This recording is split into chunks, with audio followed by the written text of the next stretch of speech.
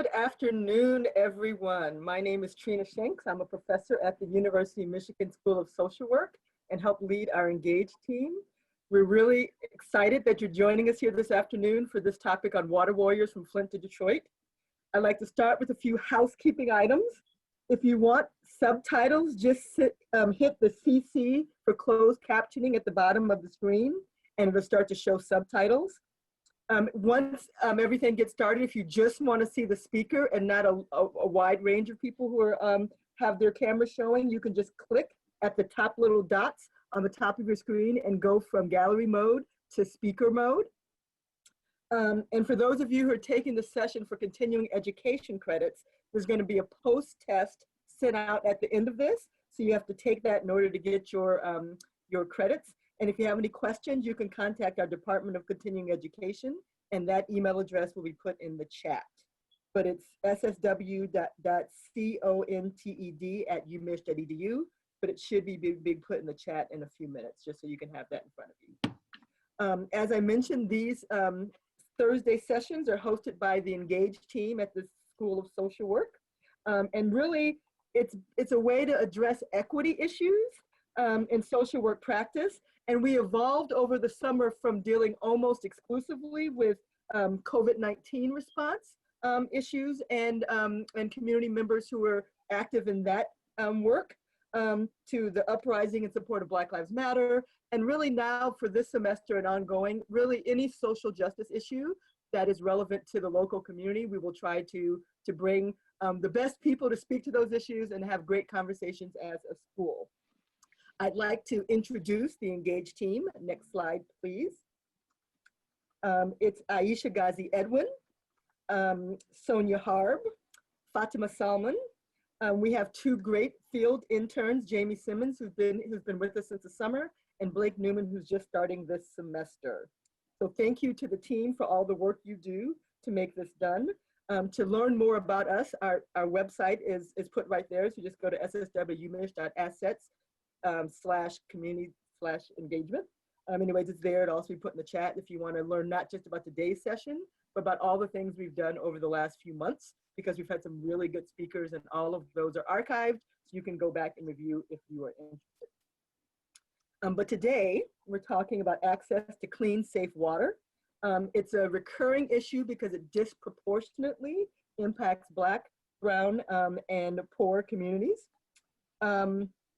And in addition, from Flint to Detroit to Ann Arbor, there's been policies that have allowed companies and governments to pollute water and the land we drink and live on. And this also has exacerbated COVID-19 responses. So activists and human rights leaders have stepped up to fight back. And so we're going to hear a lot about that today. This session is going to be about the hard work of individuals and community leaders who fight for water and environmental justice. And they're also connected to larger issues such as systematic racism, economic inequality, things like water shutoffs. And it will help us to explore how we as a society can think about ensuring water as a truly human right that everyone has fair access to. So we're going to have a debrief session on this tomorrow. But before we start the presentation, and I will say a little bit more about that, I'm going to turn it over to Dan Fisher, who's Associate Dean of Field Education, who will tell us a little bit about how these sessions relate to field and field credit, and then we'll go on with our scheduled program. So Dan, I'm turning it over to you. Thank you, Trina, and welcome everybody today. It's so great to see such a terrific turnout and a very important conversation that we'll be having this afternoon. I'll try not to spend too much time, I think, taking up space to talk about field education, but this is primarily a discussion for current students on the line.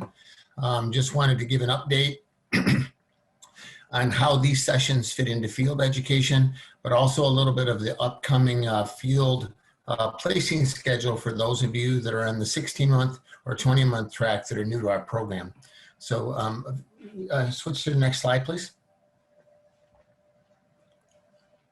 So to talk about these engaged sessions, we have, since they started back in the spring, have allowed students to be able to continue to account these sessions as part of their field hours.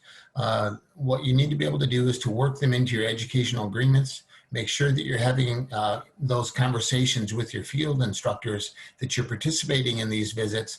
We hope that you can work it into your field conversations and conversations at your agency and during supervision. But the hours that you spend related to the engaged team and these sessions are things that you should be able to count toward field hours, and we would want you to count toward field hours. If you do have any questions about how to be able to do that, or if you get pushback from a field instructor, please communicate that with your field faculty, and they can assist you in navigating how to make sure that these hours count toward field. I also wanted to just spend a little bit of time today talking about the upcoming field application dates that are relevant for those of you that have just started the program, that will be applying for field, that will begin in the winter term of 2021. Advanced Standing and MicroMaster students have already really started field this term. We're still, partly because of COVID, trying to find a few last placements for a few folks, but we're in that process. Both 16-month and 20-month students, as well as any students that are out of sequence that are scheduled to begin field in January, will apply for field on October 15th. So that is when your applications are due, and we begin the placing process starting on October 16th. We begin looking through applications and determining field spots for students. Currently, you should know that as a result of the pandemic and COVID-19 and all of the impact that that's had on community agencies, on organizations that we partner with for field placements, that really right now we have a combination of different field experiences. We do have agencies that have returned back to in-person, where people are doing in-person work. We also have a number of field placements that are more hybrid, where people do some in-person things, but also are able to work remotely and work from home or in more of a virtual space. And then we do also have field experiences that are totally remote. So one of the things we want to make sure that you're communicating to us as a field office is, if you need or desire one of those approaches to your field placement, make sure you let us know, so when we're trying to match, we can find things that fit for your individual circumstances. Next slide.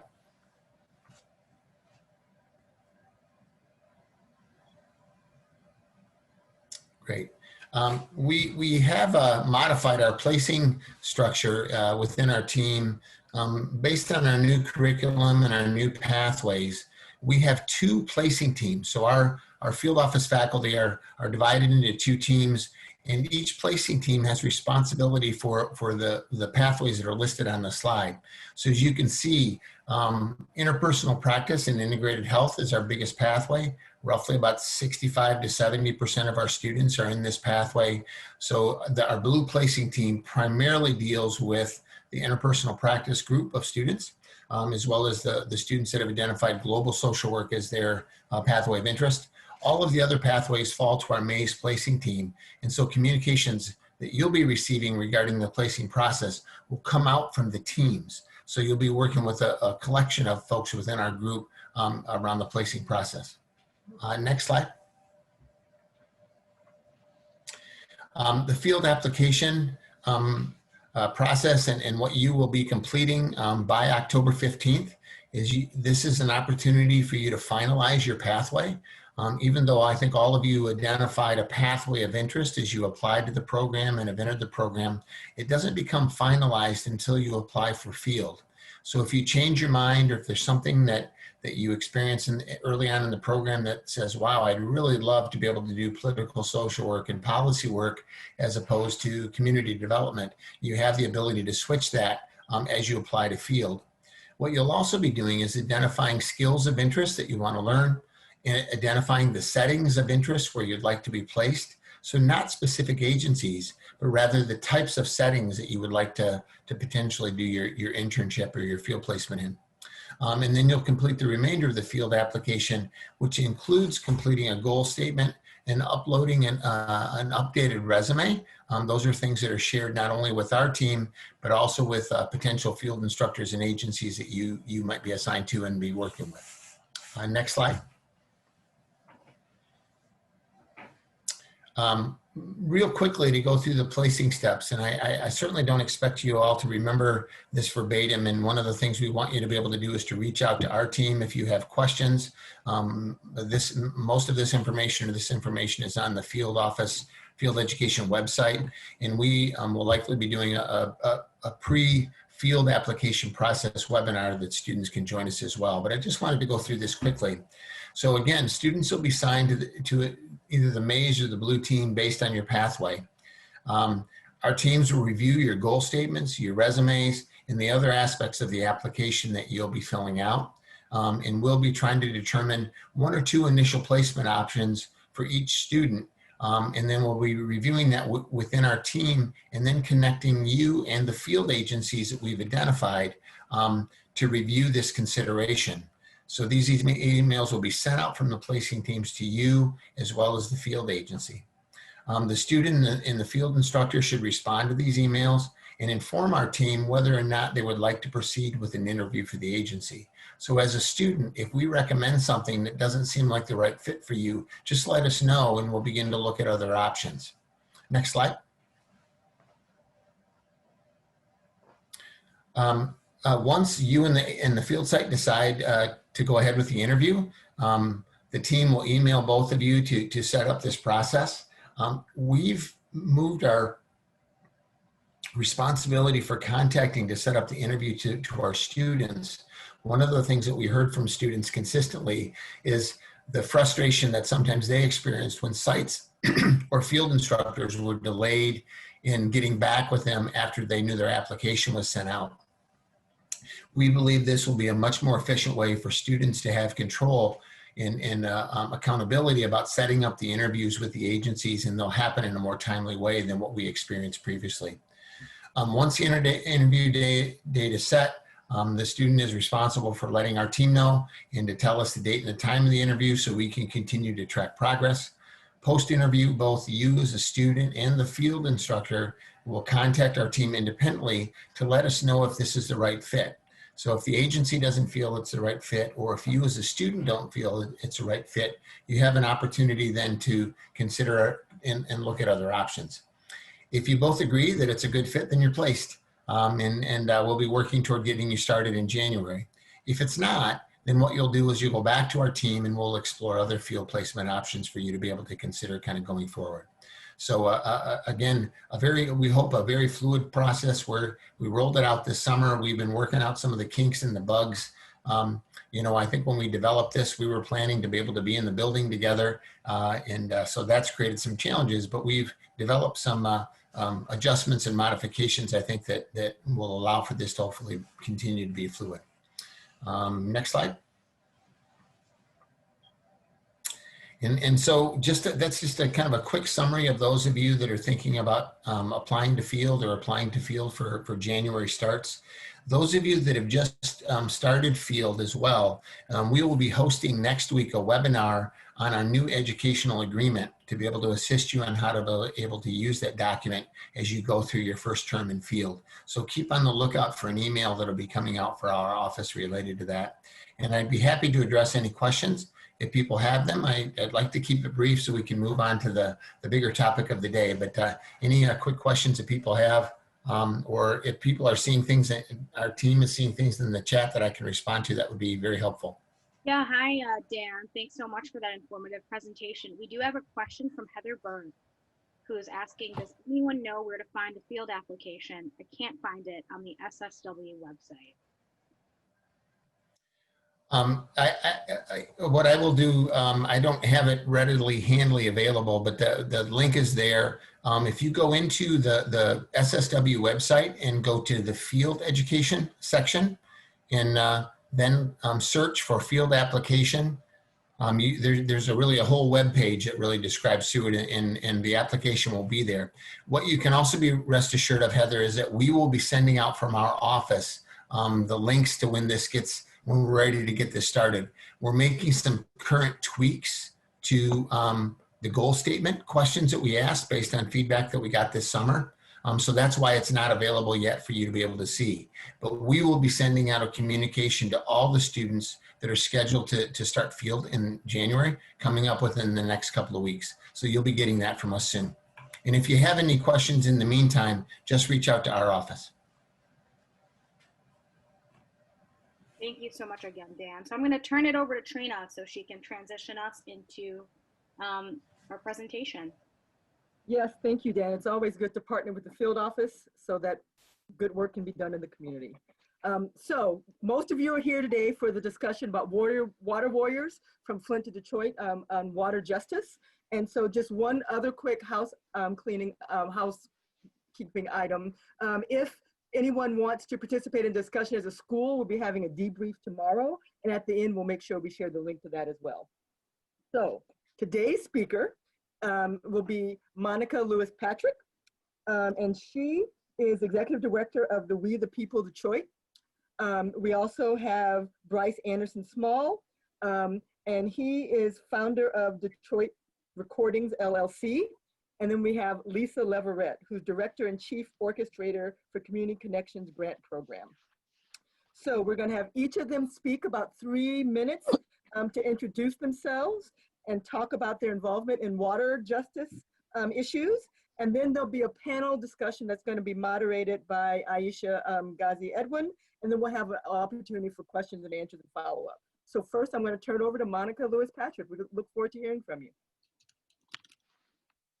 Well, peace and blessings, everyone. Thank you so much for having me today. And some of what I really want to just sort of center myself in the space with is that, one, my background is not in water systems management, engineering, or in any particular field that you would see persons operating in, advocating for water. But how we came into the water space at We the People of Detroit is that one of our founders, Cecil McClellan, has actually been advocating for the human right to water and access to water in the city of Detroit for over 20 years. She, at one point, was a city employee. She worked within the Department of Health and Human Services that at one point was housed inside Detroit Water and Sewage Department. So you had intentional wraparound services that were meant to help keep people's water on. But some of what we've seen play out in the state of Michigan is through austerity measures, through structural and institutional and spatial racism. You have had since 1955 a very deliberate plan to make sure that the burden of debt stays with the residents of Detroit, as we were seeing white flight out of the city in the early 40s. We were also seeing an exodus of white families out of the city in the 50s and the 60s. And of course, with the 67 rebellion, there was a major exodus out of the city. And then what we saw in the 70s, 80s, and 90s was an exodus of influential and successful and wealthy Black folks out of the city. So what was left in the city of Detroit is that you had a major concentration of elderly, poverty, and children. So Detroit was a city built to service about 2 million people. At one point, up until the late 1990s, we had one of the best well-managed water systems, not just in Detroit or Michigan, but in the world. It was award-winning. This system provides water to about 3.6 million Michiganders. Right now, about 2.3 Michiganders get their water from a well that the residents of Detroit built. This system provides water to 126 municipalities and townships.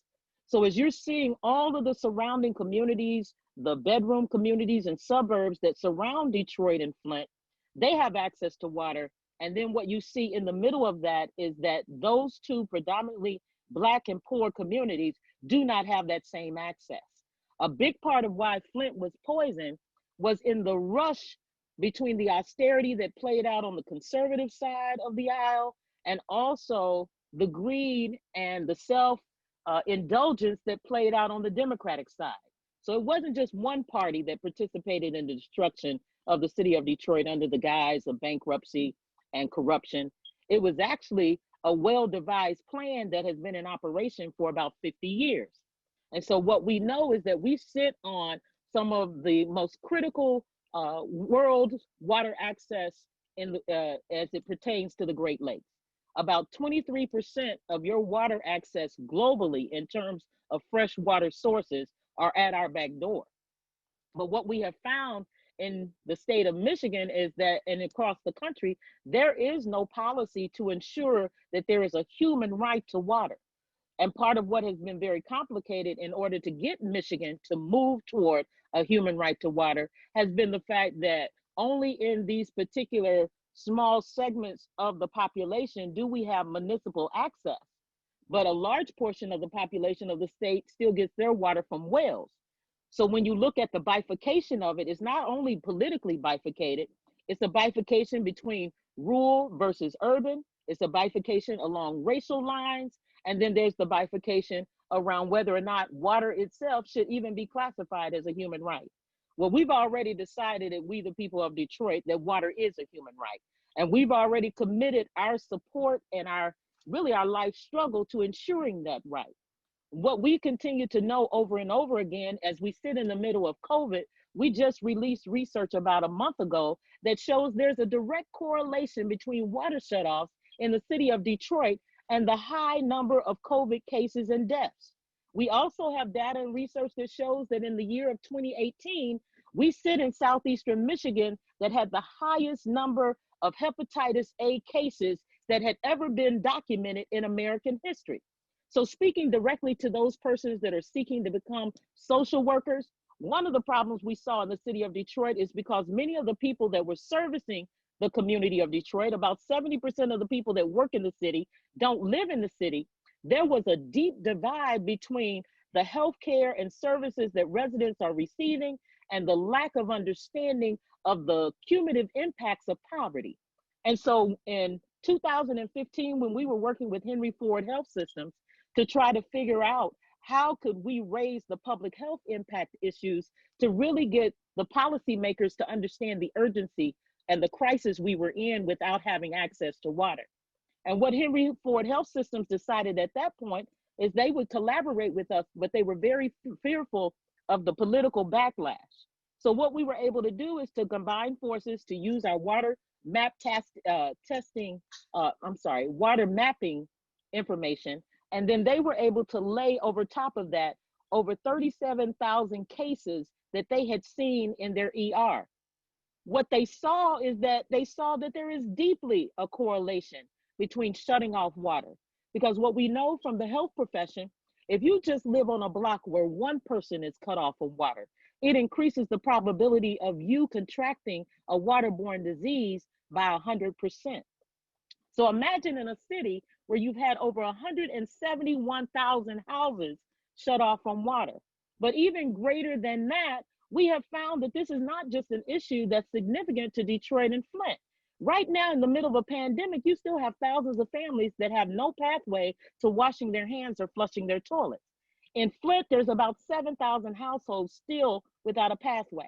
In the city of Detroit, we still have over 10,000 families that still have not been completely restored to their water.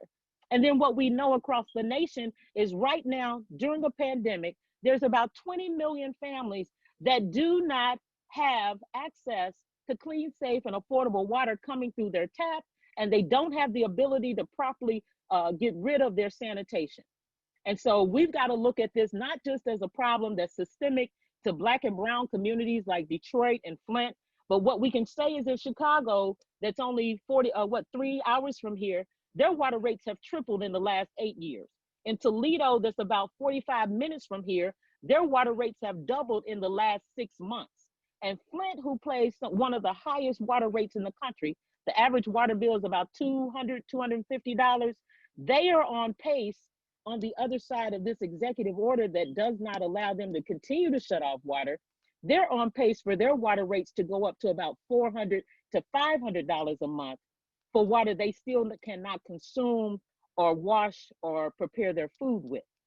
And so what I just need you to understand is that you have the opportunity to be the solutionaries in the room to join with all of us as activists to ensure that the state of Michigan is not just the Great Lakes water state, but it's actually a Great Lakes water state that provides a great pathway to clean, safe, and affordable water.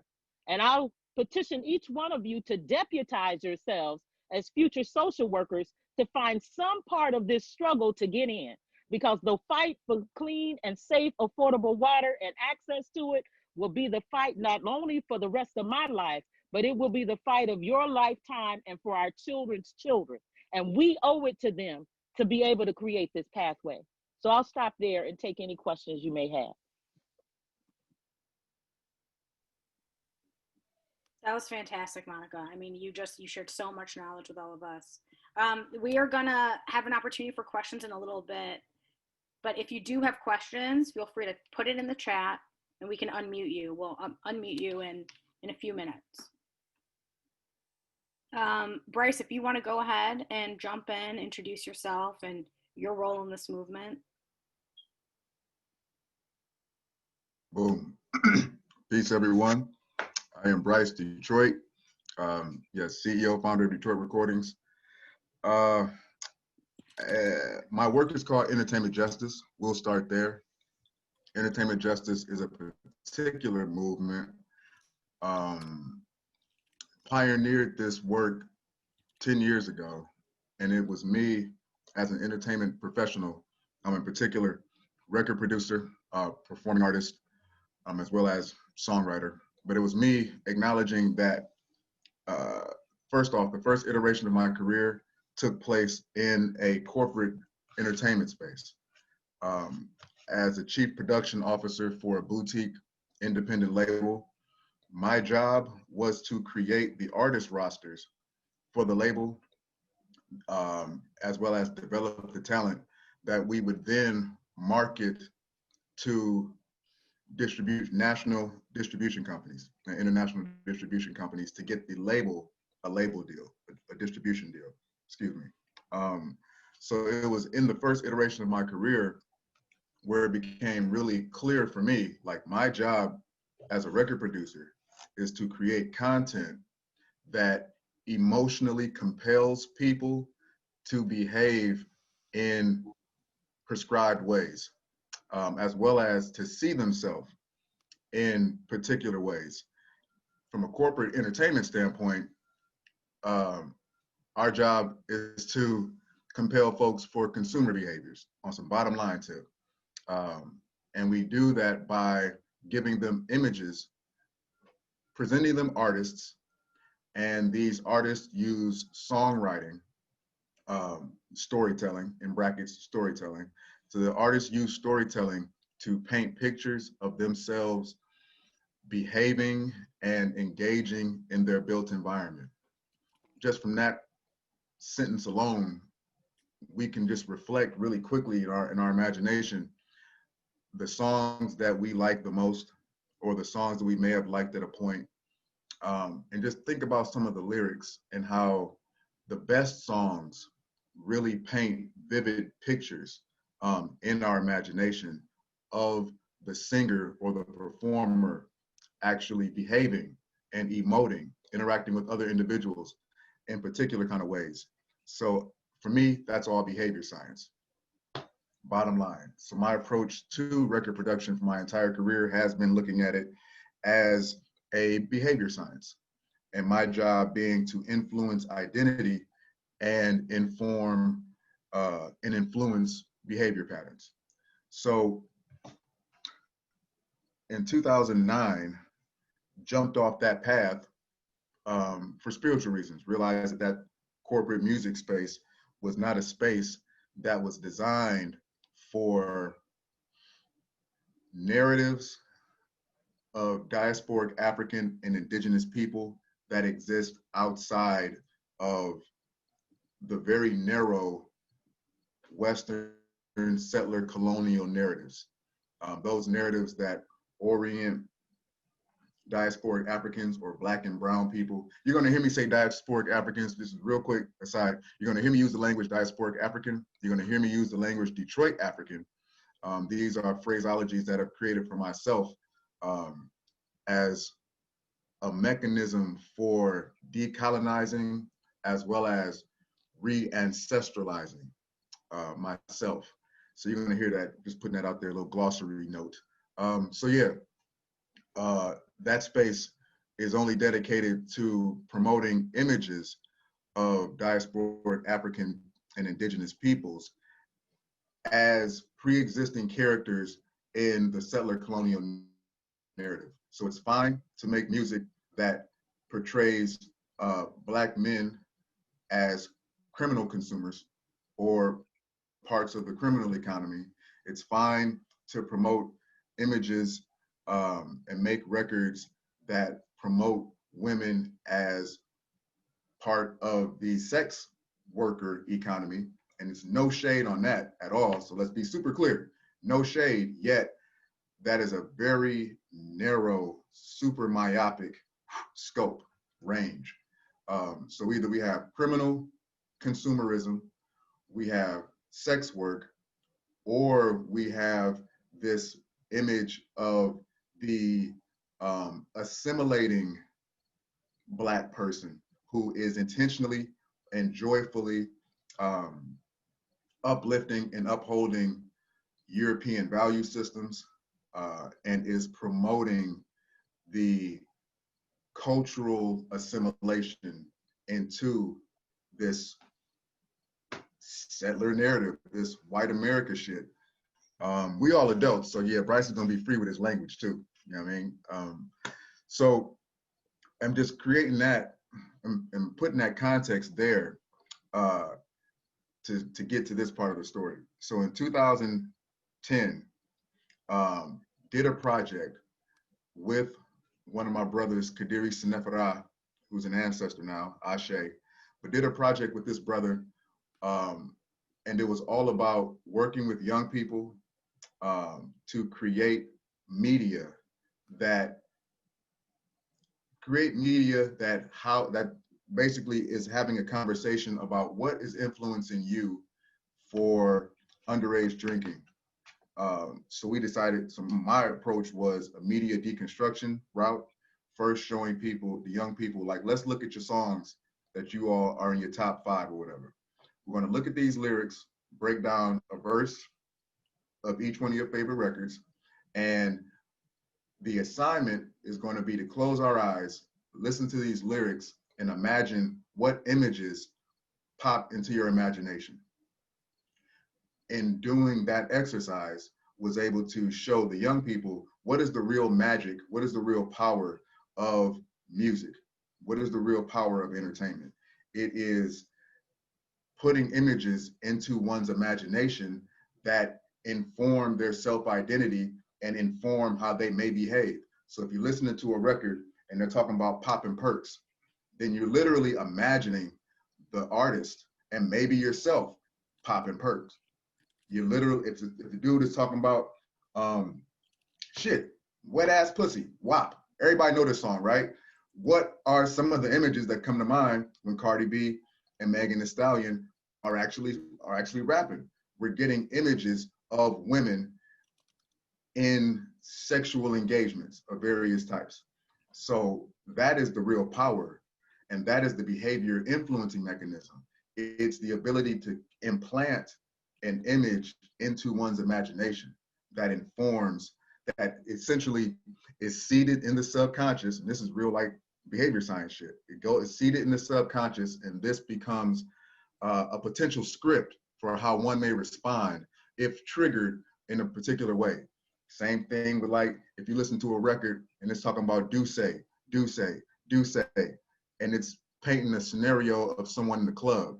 The next time you go to the club, if that's your favorite record, the likelihood of you buying do say when you walk by the bar and are triggered to think about a drink is very high. So with entertainment justice, it was me acknowledging that, one, we need to bring these, we being entertainment professionals who acknowledge that our job is in the realm of behavior science, then we need to bring these tools to our people. We need to bring them to our community. We need to bring them to our movement spaces so that, and as it relates to intersecting intentionally with climate justice, environmental justice, all from a racial justice perspective, a racial justice framing, then we get to bring the tools that inform media-based organizing strategies, that inform narrative broadcast strategies. What is the way to create compelling content that is designed to emotionally impress, not designed to trigger an intellectual process? Because that, one, that's to me political art that's designed to engage your intellect. It just so happens though that all the primary behavior modifying mechanism, which is entertainment media, is designed to bypass the logic. it's literally designed to make an emotional impression, and then that emotional impression, i.e. feeling, that feeling is what compels someone to act in a certain kind of way. So I was noticing just in my time in the social justice space ever since 2010, was noticing that a lot of the media-based organizing strategies were aimed at people's intellect. And by people, I'm really meaning frontline populations, like where you have very intelligent people who range from, on an organizer level, you have these intelligent people who range from these organic intellectuals whose analysis and politicizing did not happen in a university setting. It happened on the ground. So we have that all the way to folks with a number of degrees. And these are the people who have been thinking about these issues, particularly like water, since that's the point of this conversation. So folks who have been thinking about water, folks who have been thinking about climate and environmental justice, thinking about it very heavy and very hard, and doing all this analysis and deconstruction. And these are the people who then go out and be like, all right, let's talk to our frontline people. And they're using language that Bryce was noticing was highly inaccessible, and not inaccessible because of some educational barrier, but literally just because of lack of exposure to these conversations. Using media to try to trigger people's intellect versus using media to emotionally compel people to want to enter the conversation. In 2014 was my first opportunity to actually support water movement work in Detroit. I'm going to name another ancestor, Charity Hicks, Ashe. So Charity is an international superstar. First off, you can Google Charity Hicks.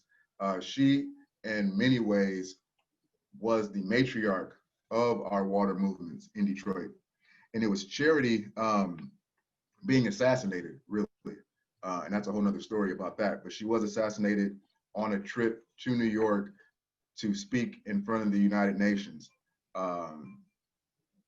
Yep. So when that happened, then a number of us took the charge, took that as a call to enter this work that Charity had been holding so much space with.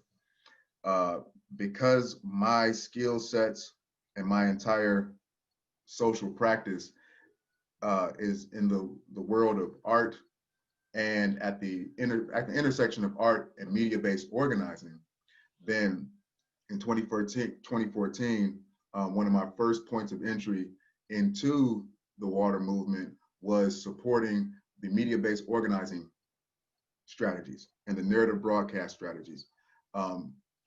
As a consultant, a cultural organizer who's not attached to, who's a member of East Michigan Environmental Action Council, and who's also a member of national alliances like the Climate Justice Alliance and Grassroots Global Justice, Bryce still is not formally tied to an organization.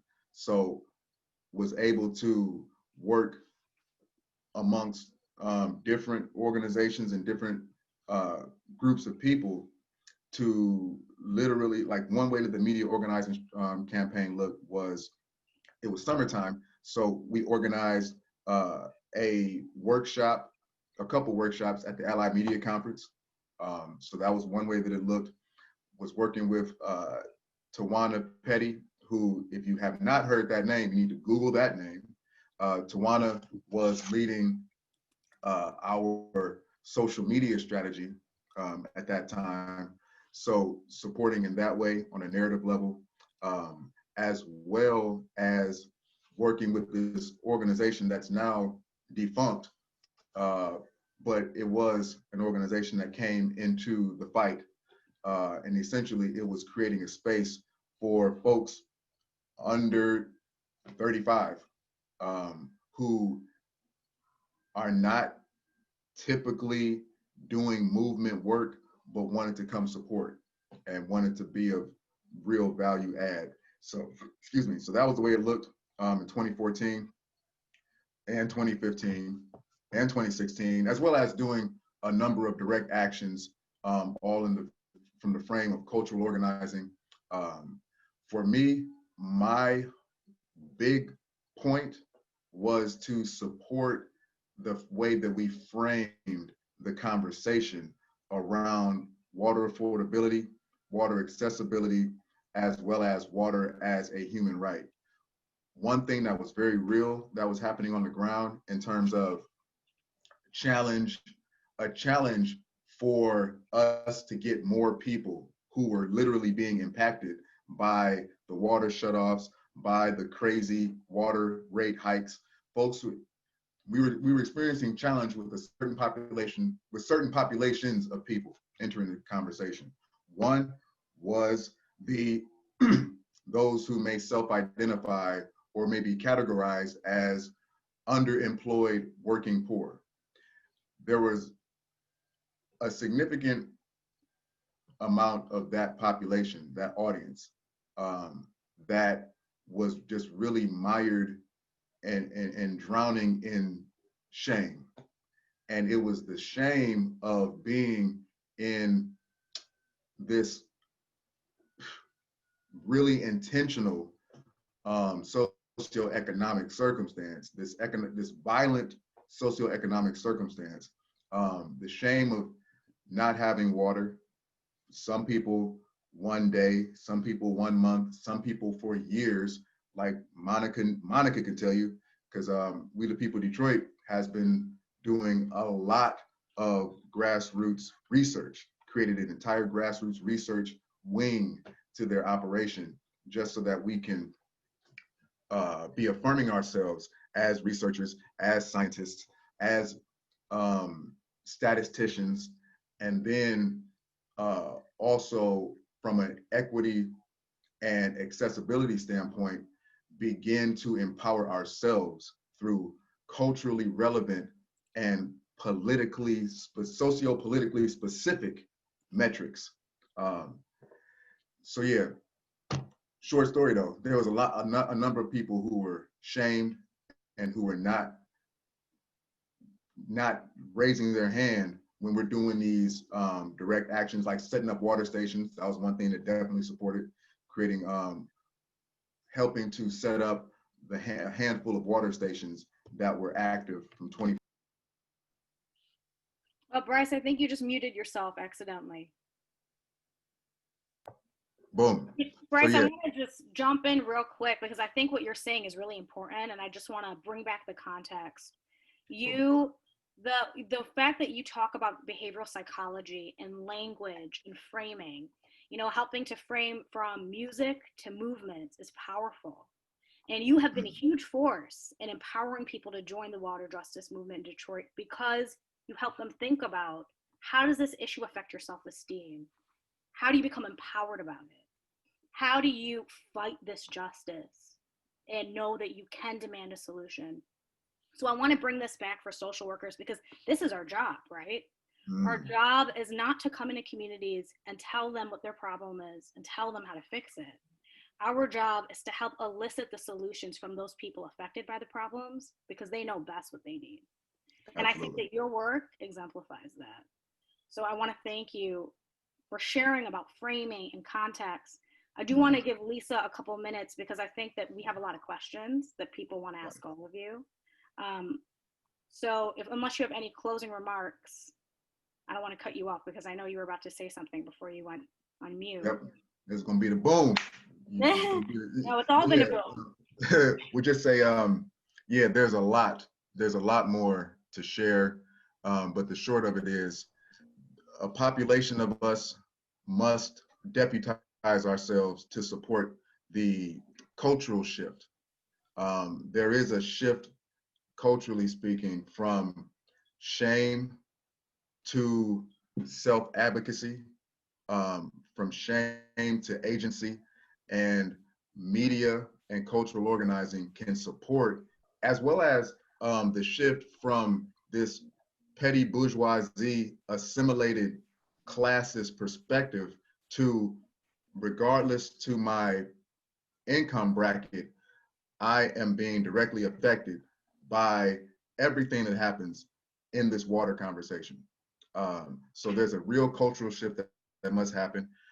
There's a real critical questioning that we must do of how we identify ourselves, self-identify, and the way that we orient with this conversation in order to really move the needle, Yeah. as well as make more space for the innovation that's going to help us to transcend this current moment.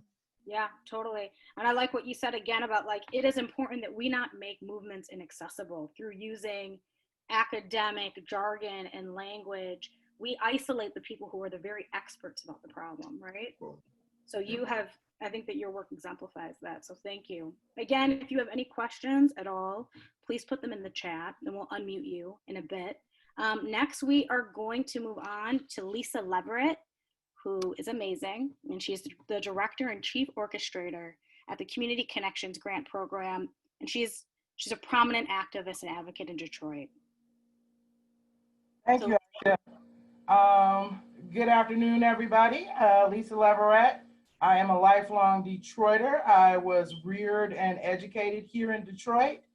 It was an amazing, amazing experience, and as I reflect on it as an adult, I understand more and more every day about how I was shaped by being raised and reared in majority Detroit, where a Black mayor was at the helm, and I viewed Detroit from a lens that Black men and Black people were here protecting us, and there was an outside force that was forever attempting to destabilize Detroit. And still we rose. And we took care of each other. That's very much a part of who I am. I've been involved for the first 10 years of my career, working in case management, social work, therapy, etc. And it was through those early experiences in my career and through academia, that I recognized that the dominant way in which the paradigm of education was to look at the people of color and poor people as the problem. And pathologizing people was the dominant way in which the lens and the programming that was put in front of me, as well as other students.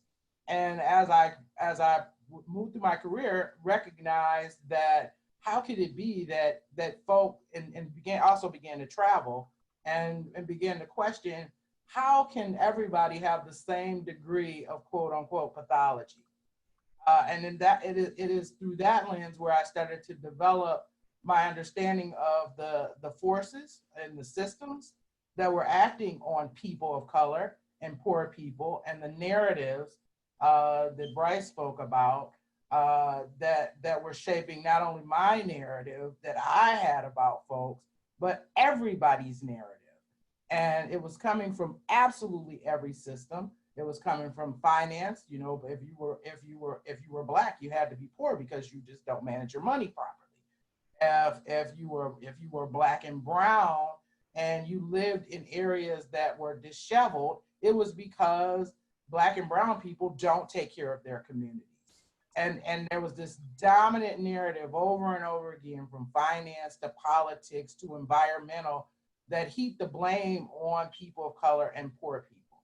And it was at that point when I began to push back and start to understand the systems and how these systems that were set up to benefit and privilege white folks, and how these narratives continued to drive policies, conversations, and other narratives that further oppress communities of color. I found myself about 15 years ago, in this really unique space between philanthropy and communities, where we developed a platform to be able to deploy resources to people who generally would not otherwise be able to benefit from funding to change their condition.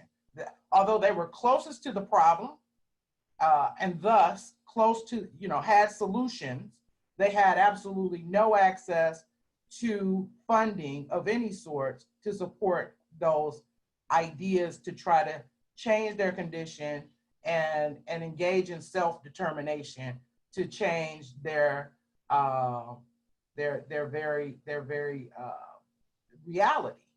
And so through that, we started to, receive funding from foundations and donors. And so our platform, traditional philanthropy. So now I'm in alternative equity and alternative philanthropy. That's kind of the space I kind of inhabit. And when you look at traditional philanthropy, and also the nonprofit sector, devised for the greater good, but ultimately, in many cases, it perpetuates the status quo, and dollars, funding, influence generally go to folks that have been continuing to operate in the same way and try to solve the same problems in the same way as they've been doing it for hundreds of years. And those systems are perpetuating the same inequity. And nobody was asking, people were starting to ask the question, but overall, many of the areas of philanthropy and nonprofit, they either maintain the status quo or they move in ways that still benefit and privilege white folks. And so I sit in that space not only, so it's not, and I kind of hate to say this, but people always say, well, it's not about the money. And ultimately it's not, but folks that have money usually say that. But it's about, in a capitalist system, money borrowed gives you the opportunity to have influence and to create solutions.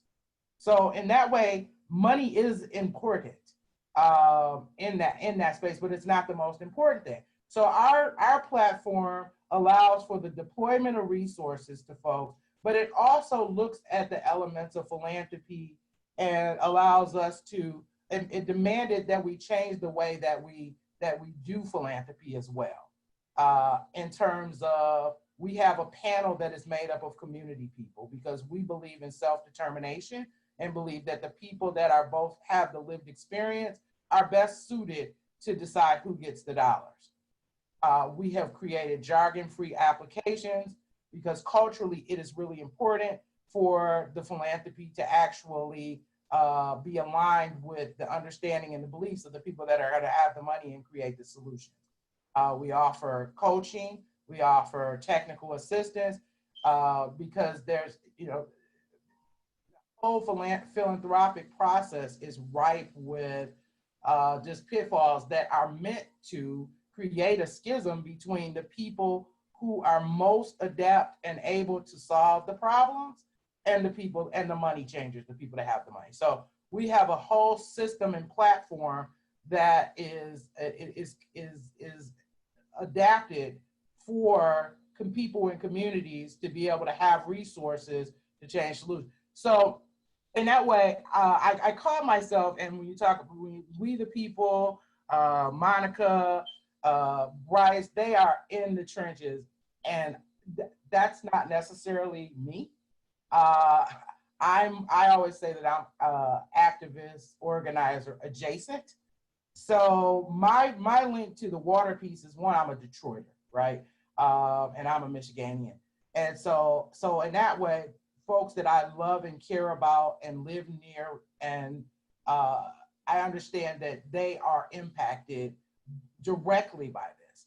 On a larger scale, when you listen to what Monica talks about in terms of the research that they've done, I understand that if people on my street have their water turned off, because I live in Detroit, I've lived in Detroit all my life. Their research shows that when somebody's water is turned off in my community, it lowers the pressure in the common pipes, and it makes it more likely that viruses and pathogens get into my water, and my family is at risk. If folks anywhere in the city are not able to wash their hands in a city that is inhabited by mostly Black, brown, and poor folks, go to work at the neighborhood Coney Islands or any of the eating establishments, the restaurants, if they're going to doing childcare, and many of these underpaid essential elements of the city, and they can't wash their hands. Children in my life, my food is affected. It is a large public health issue that folks cannot ignore if they want to remain healthy. Forget if you don't care about Black and brown people, but if you care about yourself, and I do, I care about both, this issue gets way bigger than us. This is a public health emergency that demands all of us to become involved. So the way I became involved in water is hearing about this, understanding about this, because I'm talking to community groups and I have relationships with community groups all over the city and beyond. I started to hear rumblings about We the People, and that there was a group of folks that were trying to do some work around water. And you know, they didn't have a space, because I was like, well, where's their address? Let me go and try to find these folks, because I believe that I could help them to get dollars, because I wanted them to be able to move it. And I heard that they were not being supported, because you listen to Bryce, you listen to Monica. These are the type of folks, and they have relationships with folks that were most affected. And it's unreal that they didn't have money. They were raising the alarm before this was raised up in the community mind, and even going back to charity and beyond. And so as I literally ran around the city chasing this group to try to help to support them. And I was lucky to be able to do just a small part in supporting them early on with funding, because nobody was funding this work and the voice that was coming directly from the people. And then, you know, Monica and I and Bryce would, through working together with an equity lab and Growing Beyond, I've been able to support some of their work before. And it is those small dollars that I've learned from alternative philanthropy, that if folks have solutions and folks are really connected to their problems, and it is the folks that are most affected, that early infusion of funding is so very important to be able to keep them going, because they too have to eat.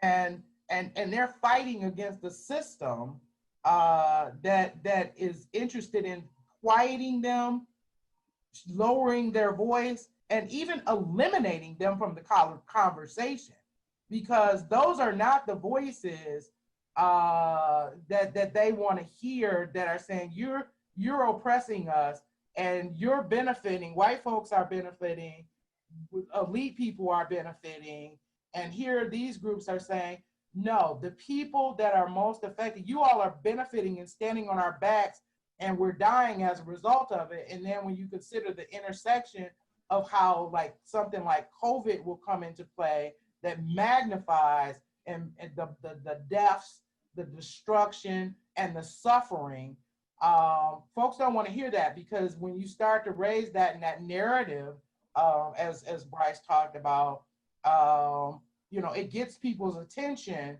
and so that's the kind of stuff you want to get behind.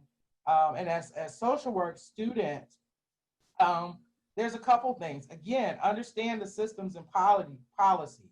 Do not, you know, educate yourself so that you're not pathologizing people who have been oppressed, and understand that your role, particularly in the micro level in social work, is to challenge systems and to think through, because well-intentioned people, a lot of well-intentioned people made these policies, right? And so it's not about saying, you know, oh, all these people are evil. Some of them are evil, don't get me wrong, but some folks are well-intentioned and they just don't think through. On our community connections, we think through every problem and every solution as it relates to race, class, gender, orientation, all of those things, because we can accidentally make a mistake because we're looking through our lens. And so we have other voices that inform us, and we really take that piece seriously. So making sure you're educated, so not to pathologize BIPOC people, Black, Indigenous, people of color, people living in poverty, and also understand you know, you're paying good money to very influential institutions. Institutions have their own biases. And I'm not just gonna pick on the University of Michigan, but every institution is looking to preserve its influence and all is a part of systems that maintain the status quo. Be bold, challenge the systems, and demand and rally the support of academia. Academia plays its part in maintaining the status quo, and it's way beyond its time for academia to start to think innovatively. When you think about Flint and the researcher in Flint who early on, Mark Daniels, who came and was able to raise the alarm through his role as a researcher and an academic. When he said it, now a lot of people were already saying it in Flint for years, but his voice in that piece, in addition to Dr. Mona, got people's attention, right? It shouldn't be that way, the people's voice. But again, academia who is bold and is interested in being part of solutions have to be bold and move that. So again, being factually, culturally, and politically proficient is absolutely essential for graduates and for new practitioners in this field, and to connect. It's important to connect with the people that are closest to the problem and thus the solution. The research that came out of We the People is groundbreaking research that either would have never come out or it would have taken 20 years or better to this long piece. So utilize your platform as social workers and your proximity to academia and other fields to be bold and to go out and raise questions and align with the right people. Thank you. Lisa, I just want to say I love that you're on this call, because it's a reminder, like you said, in terms of capitalism, like no matter what, movements need money to move forward. Yeah. And we know, a study was just released that Black-run organizations are disproportionately funded less than organizations that are run by whites and by other races. And there are people on this call, there are students on this call who will one day be funders. And you need to think about how can you empower people who are actually affected by the problems, because studies show they know the solutions best. So I also want to revisit that point you said about this is an issue that affects all of us, water justice, because, they can segregate neighborhoods and they can separate people out, but it becomes water infiltrates all systems. It becomes a public health issue. And that shouldn't be your reason for change, right?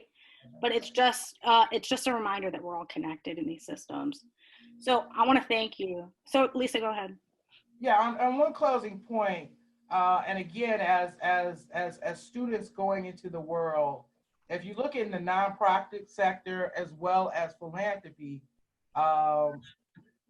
it's dominated by white people, and I need to say that it's dominated by white people, not because white people are more qualified for those positions.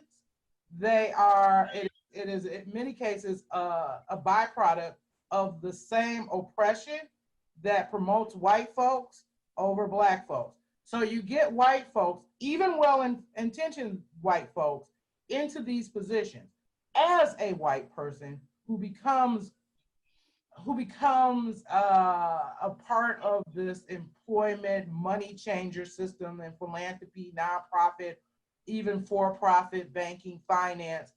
Understand that when you put different people in control, in positions of power and influence, you have different solutions.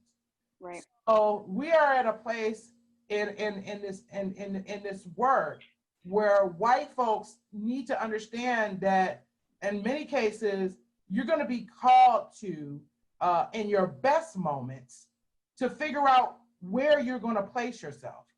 Yeah. And that means to step aside. Right. To challenge the systems that benefit you. That means that when you get placed in positions, Um, should you be at the head? Right now, if you want to learn from people to really how to change the position, white folk, there's a lot of really qualified Black, Indigenous, and people of color that haven't gotten their chance, haven't had their chance to lead. So if you're looking to really make substantial change, be intentional about placing yourself in positions to follow leadership of color. Right. And that has consequences about where folks find themselves, how folks that are already in positions of power think about succession planning. I've seen so many situations where white women set up other white women in nonprofit and other factors to follow, right? And to succeed them. What does that look like to challenge those assumptions and be intentional about recruiting and moving people of color into leadership positions so that we can hopefully have new solutions put forward by folks that have actual lived experience and relationships to problems and solutions. So Lisa, again, powerful, meaningful word. So I want us to kind of shift the conversation now about what can we do in terms of action? What are campaigns? And actually, first, if we could talk a little bit about the executive order. Some of you may know a little bit about that. That was put into place to stop the shutoffs, if you think it's effective. But also, if you could share, what are campaigns that are happening now, actions happening now that people on this call can get involved in, and how can they support this work and your work? So that's just a question for everyone. And then we're going to open it up to questions from the audience. One thing I want to just put out there real quick, and of course Monica can speak for herself, but this is me as a village son really uplifting one of our matriarchs and their work. So everybody can tap in to We the People Detroit. We the People Detroit has been the lead organizer of the on the ground work in terms of the water drops, the water shifts. That is a direct action, just so you know. Direct actions aren't always protests. They're not always chaining yourself to a police station or, you know what I mean, some environmental injustice site. Sometimes direct action looks like providing direct support. So definitely plug in there. I'm a co-founder of an artist collective called Frontline Detroit. We brought ourselves together last July to put on this rally, make Detroit the engine of the Green New Deal. Since then, we have intentionally been supporting the water movement in terms of the direct action, as well as in terms of media-based organizing, working directly with We the People of Detroit, working directly with People's Water Board. So you can definitely look us up, Frontline Detroit. We're on Instagram, we're on Facebook. And if you identify as an artist, as a cultural producer, as a media person, then we would love to build and see how you can support the work. So just want to name those two things super squarely. And both organizations, even if you can't get out there physically, you can definitely support financially. There are donation buttons all over both of those websites. You know what I mean? So yeah, those are very real things. Thank you. That's great. So Frontline Detroit, We the People of Detroit. And anything else, like Monica, I know that you talked a little bit about the executive order.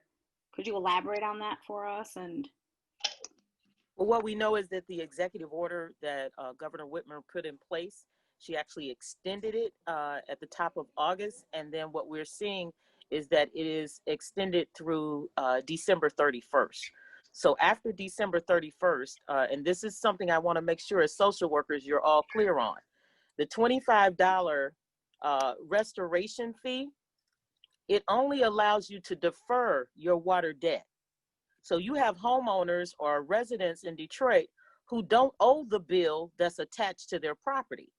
But what they were forced to do during the pandemic under the guidance of the mayor and the water department was to sign an agreement that they will pay that debt even though they don't owe it. So you have low-income families, some on a fixed income families that are now going to be obligated for tens of thousands of water debt that they do not own.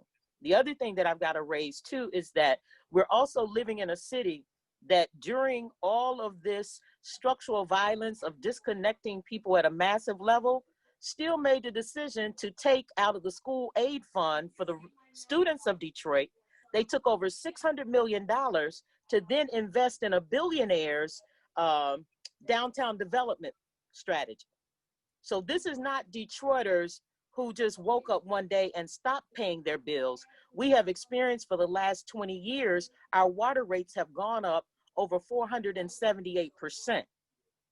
So we are actually taking on and absorbing the financial shock to the entire region, while at the same time, we're being denied access to our own water source. And so part of what I'm applauding is some of the work that Bryce and Lisa have talked about has been critical, not only for a lifeline for we the people of Detroit, but as Lisa talked to you about, it's been a critical part of us being able to replicate this way that we operate in the city of Detroit. And so we've codified it within our organization. It's called the We the People Way. And that way says that we're not only creating opportunities to sustain ourselves, but we are building into the future. So some of what Lisa did for us, she not only was able to bridge us in such a way that we could economically sustain ourselves, but then she positioned us to be able to leverage those dollars to then get other dollars.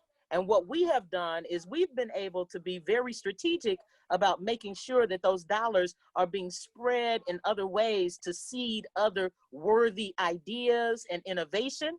And some of that innovation is that we need to be able to decentralize our wastewater system.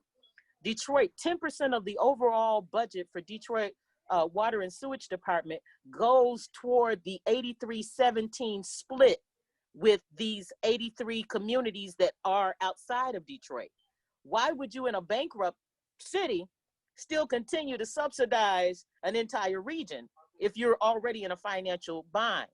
But I really want to applaud the students at the University of Michigan, because even during the height of the water shutoffs in 2014, we could not get one institution, and many doctors and physicians would not state the obvious that shutting off water would create a public health issue. It was only the students that had come in 2014 and 15 and 16 to help us move water and deliver water from the University of Michigan. Those students went back to the University of Michigan and said, we don't know if we want to graduate from a university that has the only school of public health in the state of Michigan, but does not stand up for the people of Detroit that they should have a human right to water. It was also students about a year and a half ago at the climate march, where 3,000 students at the University of Michigan signed on. They had 10 demands, and they added an 11th demand. Their 11th demand is they demanded that the University of Michigan divest from any interest it had in Detroit that would create the perpetuation of shutting off water. So even when the leadership at these institutions have not stood in solidarity with the values that they espouse, sometimes your students have been the bridge in making sure that communities knew that humanity was still operating in the rooms of the academy. And so we've been excited about the fact that it's been innovation, it's been self-determination, it's been cooperative work that has allowed us to stand. And we stand on the shoulders of a history of women of color that have done this work for centuries. So this is not new work to us. We're just true to this leadership position that we've been in. And we consider it a very sacred space to be in, because what I need you as social workers to understand, and that's why I keep using this word deputize, is that it's going to be up to you sometimes in certain rooms. You will be the only one that brings equity and justice in the room. And it comes on your two legs. And so sometimes we won't be there. But what I'm asking you to do is to take serious the vocation that you've selected, because you may be the person standing between community and what they need and deserve, and then what they're being denied. We have a state right now where if you don't have access to water for 72 hours, you're in imminent danger of losing custody of your children. That is only being implemented in cities like Detroit and Flint. There are social workers that are implementing this kind of egregious separation of parents and children in a community that they already know is actually overwhelmed with poverty. So these are the moments that you have to deputize yourself. And what I'll leave you with on my part is from the words of the Honorable Coleman Alexander Young. He said, if you find a good fight, get in it. So I'm asking you social workers at the University of Michigan to find this fight and get somewhere in it. Monica, thank you for raising that. Students in this school especially, I think that we're the #1 social work school because of these students we attract, because they lead social and political movements in the school and outside of it, and their power is amazing. And this needs to be part of their wheelhouse, the water justice movement. You know, so I want to move to some questions. So in the chat, we have, actually, let me unmute. We have one from Hannah Lefton. So Hannah, I'm going to unmute you if you just give me one quick second. Or maybe you can unmute yourself, potentially. No. So Hannah Lefton. Okay, go for it. There we go. Can you hear me now? We can hear you. Awesome. My question was for any of the panelists, but I remember at the beginning of this talk, Monica mentioned that there's not a human right to water codified anywhere in like local or national policy. So I was just wondering if there's any current movement to try to codify that, to try to get that somewhere in writing, and if so, how we can get involved with that on a little bit more of a macro scale. Yes, there's a couple of things that are happening around water. One is that we do not have a unified national policy on the human right to water. And part of that is because we have a mixed bag around who's controlling and processing and clarifying water. We have municipal systems, we have private wells, we have well systems, and then we also, we have public municipal systems like Detroit. And so because it's not a unified process in terms of how people are receiving their water, then there's not a unified governing policy for it. What we are advocating for is that even with the complexities of how people are getting their water, we are demanding and moving toward a human right to water, to have it codified and then figure out along the way how to customize it for each particular community. And so some of that work right now is being led with us along with Freshwater Future, Earth Justice, Policy Link. We have a national table that we've created around water affordability. There are also other groups like what Bryce lifted up, People's Water Board. There are groups that are specifically working on issues like in Flint around lead, like in Oscoda, Not Our Water is working on PFAS. So the water issue and the water sector is very, very much a space where the human right to water is considered to be one particular lane. And then there are those that are working more strategically around the particulars of water quality, water access, water affordability. For we, the people of Detroit, our work is around the human right to water, but we have made ourselves a specialist in the area of water affordability. And so it really would depend on what lane that you see yourself able to really take on work. What I usually suggest to folks is if you will figure out your water source, where do you get your water from? Is it a well? Is it a municipal system? That's usually a better fight to get in because it's personal and you're connected to it. And then the other thing I would say is test your own water, because once you find out what quality of water you're receiving, that usually will activate you in the water sector.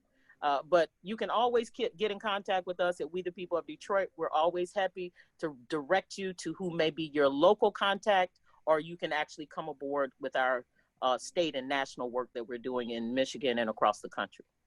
Thank you so much for that, Monica. And I want to jump now. We have another question from Christian Smith. I think you had a couple questions, so I'm going to go ahead and unmute you. Christian Smith. There we go. Okay. Hello, can you hear me? Yep, we can hear you. All right, well, thank you all so much for that. It was so inspiring. The links in the chat have been really inspiring too. I had kind of two questions. One is on the progressive rate for income level, and wondering if there's any movement within the City Council in Detroit, or if there's any precedents that you all are drawing from regionally or nationally that have truly progressive water rates, in particular to income level and also industrial or commercial uses. And while I have the mic, I might as well ask my other question too, which is on small scale water and wastewater treatment options. And just wondering if there's any movement on, say, rainwater collection and filtration or composting toilets, any organizations or movement in those areas as well. Well, we'll take it this way. There are a couple of pieces there. One is when you look at the policy issue on affordable water rates. Actually, Detroit is the architects of a water affordability policy. So a rate-based structure was actually formulated and conceptualized here in the city of Detroit under the leadership of the People's Water Board, and also the legislative champions were the Honorable Councilwoman Joanne Watson and the late great Mary Ann Mahaffey. So when you look at communities like Philadelphia and Baltimore and even Chicago's looking at it right now, as a matter of fact, there was an emergency meeting yesterday in Chicago to try to implement this policy under the mayor's executive orders. But what it does is it looks at income, and it says that those persons that are living at between 150 and 200% of the federal national poverty line should not be paying more than 2 to 3% of their income to access water. You have families in the city of Detroit and Flint and other communities around the country. We are paying upwards of 10% of our income to access water.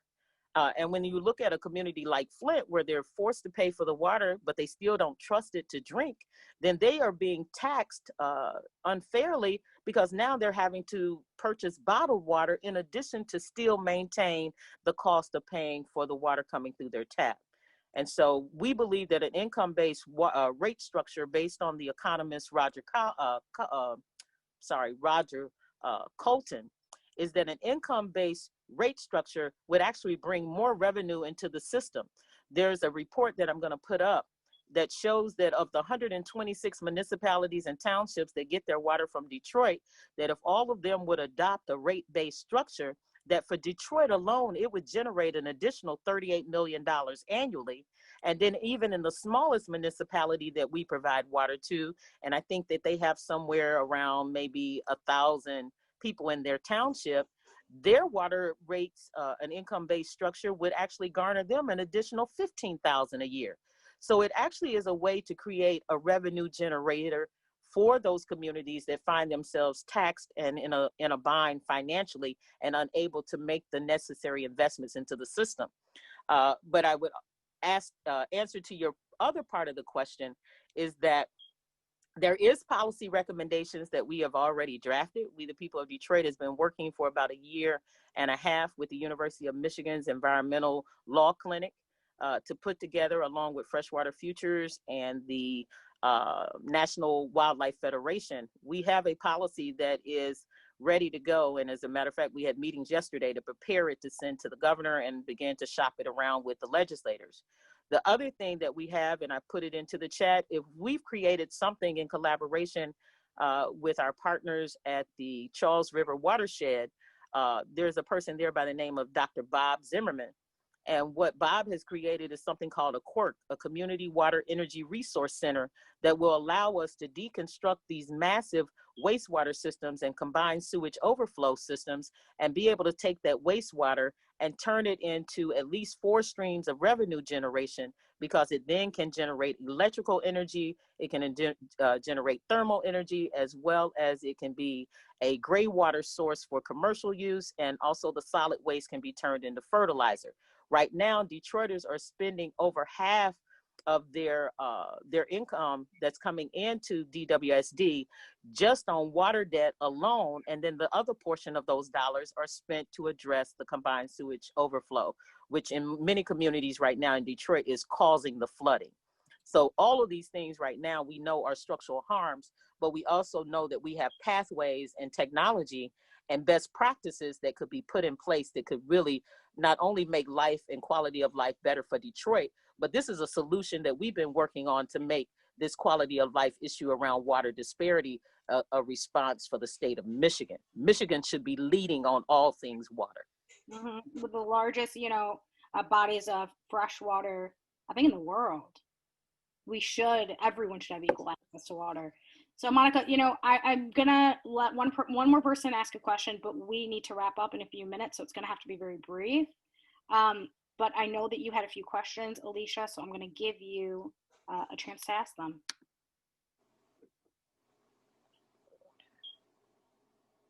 So you're unmuted. Yes, thank you. How's my warriors? So Monica, can you give everybody an example of how science and technology is being used over at We the People of Detroit, and also how that's able to help change policy and to get everybody on the same page? Yeah, I would take, for example, the work that we've done at the Community Research Collective, and thank you, Bryce and Lisa, for all of your support and investment in that, is that the Community Research Collective actually has generated research at the quality of any university. And so we now have 67 researchers and scientists that work with us, but the community is the centered voice in terms of putting the question on the table. And so we've done everything from GIS mapping to water quality testing with our students at DPS when their water was shut off in 2018. They have mapped that data. So that's been a big critical part of making the argument that there's a water quality issue.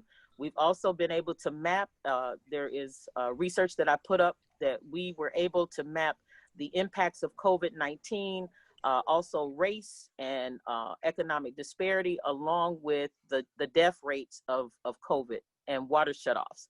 And so that work now has been solicited by several national groups for replication here in the state of Michigan, and also replication at a national level. And as Lisa spoke earlier about, even in Flint, it was not Mark Edwards or Dr. Mona that led the charge. It was the community that already had decided they were going to test their waters. It was just the experts and the technology that lifted and validated the argument. And so we've been doing all of that kind of stuff. And Alicia, we've been partners on other things and looking at things in the future. But some of the stuff we're really excited about is that We the People of Detroit has launched what we're calling the Great Lakes People of Color Water Camp, because we understand that we cannot wait on someone to save us, and that we're our own solutionaries. We are the leadership that everybody's been waiting for, and we're not asking permission to lead ourselves and save ourselves. Thank you so much for that, Monica. And I think, your talk about GIS mapping and showing how you can lay data of who's died from COVID on top of geographically who doesn't have water. And that's powerful. So Alicia, thank you for asking that question. So we are over time. We're going to do a brief closing. I know this conversation needs to continue. It's an important conversation, which is why tomorrow we're having a debrief. This is internal. It's for students and staff of the school. It's at 12 p.m. We're going to send the RSVP link in the chat in a few minutes. It's an opportunity for you to come and share work you may be already doing around this issue, and also help us discuss how can we integrate water justice into our curriculum more, into our field, into our teaching and our learning. So I want to mention that. And otherwise, I'm going to hand it back over to Trina now. And I want to thank you all again for this amazing talk. Yes, thank you, Aisha. Thank you, Monica, Bryce, and Lisa. We appreciate your work. We appreciate you coming to speak with us today. I don't know if you want to put up that next slide or not, Fatima, but as Aisha said, we're having a debrief tomorrow. All of our past sessions can also be found online.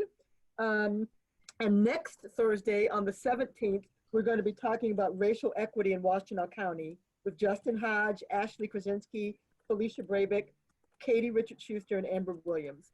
So anyways, all of this is on the slides, and when we send out the debrief from this, you can see all the links for the future. So as of now, I want to thank everyone for your patience and your participation, and hopefully we will all deputize ourselves to work on water justice now and into the future. So with that, I will say goodbye and have a great afternoon.